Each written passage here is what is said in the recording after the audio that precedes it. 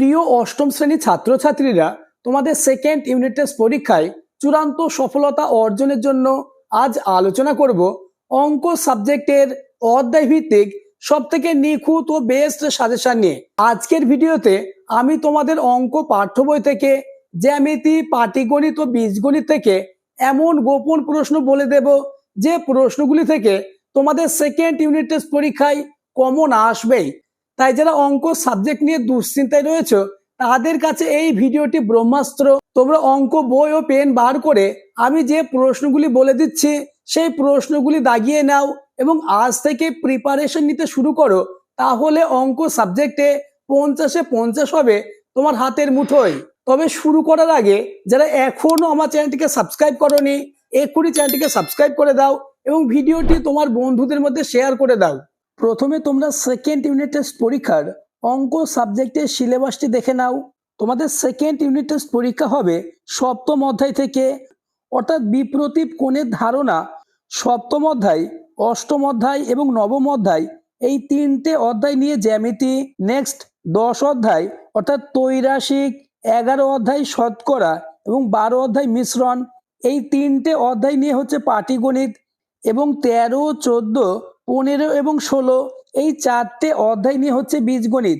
এই হচ্ছে তোমাদের সেকেন্ড ইউনিট টেস্ট পরীক্ষার অঙ্ক সাবজেক্টের সিলেবাস। তোমরা সপ্তম অধ্যায় বিপ্রতীপ কোণের ধারণা এই অধ্যায়ের 75 নম্বর পেজ বার করো। 75 নম্বর পেজের উপপাদ্য 1, দুটি সরল রেখা পরস্পরকে ছেদ করলে যে দুজোড়া বিপ্রতীপ কোণ উৎপন্ন হয় তাদের প্রতি জোড়া কোণের পরিমাণ পরস্পর সমান। এই উপপাদ্যটি মোস্ট ইম্পর্টেন্ট।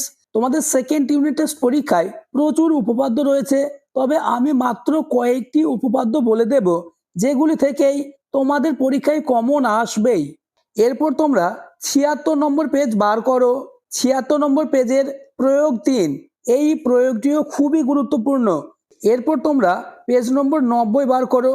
90 নম্বর পেজের কোশ্চেন নম্বর 9, এ বি এবং সিডি দুটি সমান্তরাল সরলরেখার ভিতর ও যে কোনো একটি বিন্দু ও পি ও কিউ যথাক্রমে এ বি সি ডি সরলরেখার উপর লম্ব।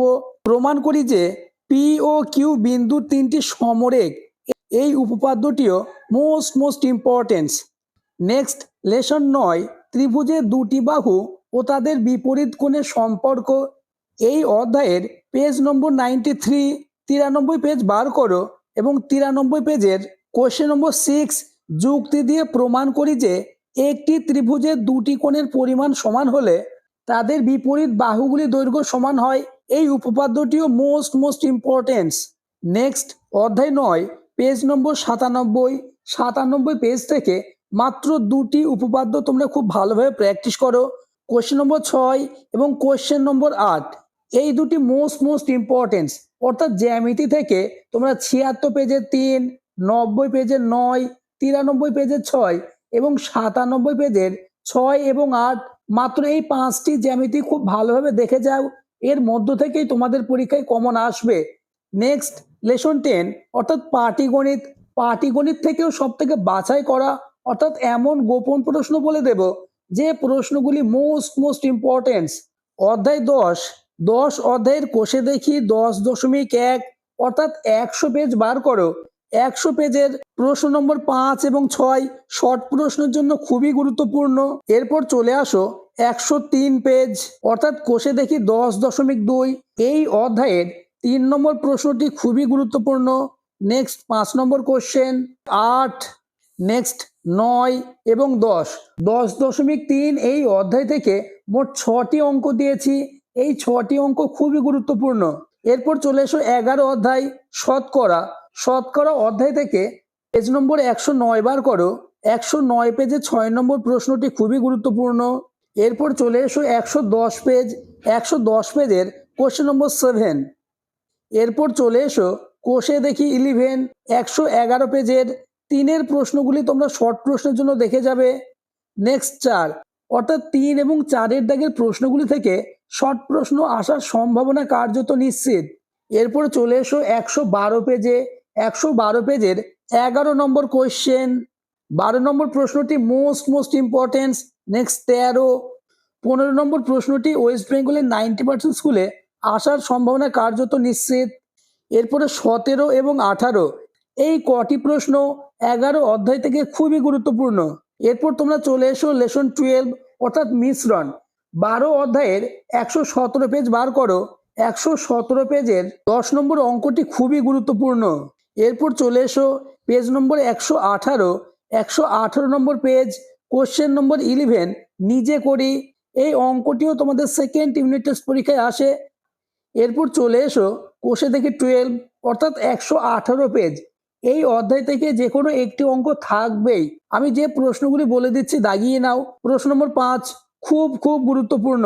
এই প্রশ্নটি ওয়েস্ট বেঙ্গলের 90% স্কুলে সেকেন্ড ইউনিট টেস্ট পরীক্ষায় আসার সম্ভাবনা কার্যত নিশ্চিত। এরপরে তোমরা দাগিয়ে নাও 6, 7, 9, 10 এবং 11। এই অঙ্কগুলি মোস্ট ইম্পর্টেন্স। এই হলো তোমাদের পাটিগণিত। পাটিগণিত থেকেও মাত্র হাতে গোনা কয়েকটি প্রশ্ন দিয়েছি, যে প্রশ্নগুলি খুবই গুরুত্বপূর্ণ। তাই অঙ্ক সাবজেক্টে ভালো রেজাল্ট করতে চাইলে প্রতিটি অঙ্ক আজকে থেকে প্র্যাকটিস করে নাও, তাহলে অঙ্ক সাবজেক্ট নিয়ে তোমাদের আর কোনো দুশ্চিন্তা থাকবে না। এরপর চলে এসো লেসন 13 অর্থাৎ বীজগাণিতিক সংখ্যামালার উৎপাদকে বিশ্লেষণ বা বীজগণিত। বীজগণিত থেকেও তোমাদের জন্য সব থেকে বাছাই করা প্রশ্নই দেব। তোমরা 126 পেজ বার করো। 126 নম্বর পেজের কোশ্চেন নম্বর 13। এরপরে চলে এসো কোষে দেখি 13.1 অর্থাৎ পেজ নম্বর 127। 127 পেজের 2 এর দাগের উৎপাদকে বিশ্লেষণ করি। 2 এর দাগে মোট 18টি অঙ্ক রয়েছে। এই অঙ্কগুলি থেকে একটি অঙ্ক তোমাদের পরীক্ষায় থাকবেই। তোমরা দাগিয়ে নাও 4 নম্বর প্রশ্ন, নেক্সট 6 নম্বর প্রশ্ন, নেক্সট 7। এরপরে দাগিয়ে নাও 10, 11, XIV অর্থাৎ 14, XV 15 এবং XV 2I অর্থাৎ 17। মাত্র এই 7টি উৎপাদকে বিশ্লেষণ তোমরা খুব ভালোভাবে প্র্যাকটিস করে নাও। পরবর্তী অঙ্কগুলি আলোচনার আগে আবার বলবো, যারা এখনও আমার চ্যানেলটিকে সাবস্ক্রাইব করোনি এক্ষুনি চ্যানেলটিকে সাবস্ক্রাইব করে দাও এবং ভিডিওটি তোমার বন্ধুদের মধ্যে শেয়ার করে দাও। 13.2 অর্থাৎ পেজ নম্বর 131।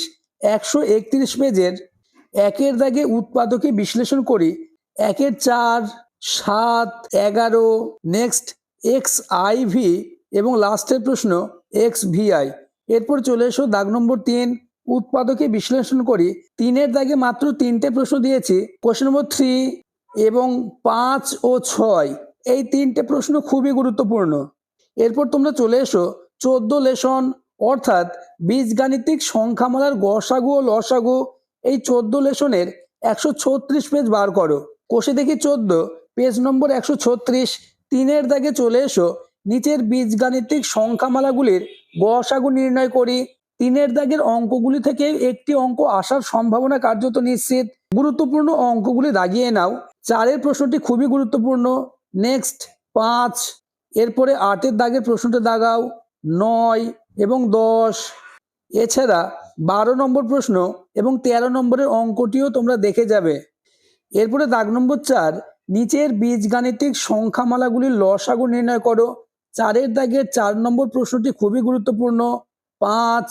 এরপরে দাগিয়ে নাও 8 এর প্রশ্ন, 9 এর প্রশ্ন, 10 এর প্রশ্ন। এরপরে দাগিয়ে নাও দাগ নম্বর 5। 5 এর দাগে 1, 3, 4 এবং 5। এরপরে চলে এসো লেসন 15 বীজগাণিতিক সংখ্যামালার সরলীকরণ। 139 নম্বর পেজ নিজে করি। 15.1 সরল করি। এগুলি থেকে শর্ট প্রশ্ন আসতে পারে, তাই এই অঙ্কগুলিও দেখে যাবে। এরপর চলে এসো পেজ নম্বর 141। 141 পেজ অর্থাৎ নিজে করি 15.3। 3টে অঙ্ক রয়েছে, এই অঙ্কগুলিও আসতে পারে। এরপর চলে এসো 142 পেজ অর্থাৎ কোষে দেখি 15। কোষে দেখি 15 দাগ নম্বর 2 নিচের বীজগাণিতিক ভগ্নাংশগুলি লঘিষ্ঠ আকারে প্রকাশ করি। এই অঙ্কগুলি থেকে তোমাদের শর্ট প্রশ্ন আসতে পারে, তাই এই অঙ্কগুলি দেখে যাবে। এরপর চলে এসো দাগ নম্বর 3 নিচের বীজগাণিতিক ভগ্নাংশগুলির সরলতম আকারে প্রকাশ করি। এই অঙ্কগুলি থেকেও একটি অঙ্ক আসার সম্ভাবনা কার্যত নিশ্চিত। 5 নম্বর অঙ্কটি খুবই গুরুত্বপূর্ণ। Next question number 6। এরপরে দাগিয়ে নাও 7, 8, 9, 10। 10-এর অঙ্কটি ওয়েস্ট বেঙ্গলের 90% স্কুলে আসার সম্ভাবনা কার্যত নিশ্চিত। এরপরে দাগিয়ে নাও 11, 12 এবং 13। এরপর চলে এসো 16 অধ্যায় ত্রিভুজের কোণ ও বাহুর মধ্যে সম্পর্কে যাচাই। 145 নম্বর পেজের উপপাদ্য 7 এই উপপাদ্যটি দেখে যাবে। এরপর চলে এসো পেজ নম্বর 147 উপপাদ্য 8, যুক্তি দিয়ে ধাপে ধাপে প্রমাণ করি যে একটি ত্রিভুজের 3টি কোণের পরিমাপের সমষ্টি 2 সমকোণ বা 180 ডিগ্রি। এরপর তোমরা 149 নম্বর পেজ বার করো।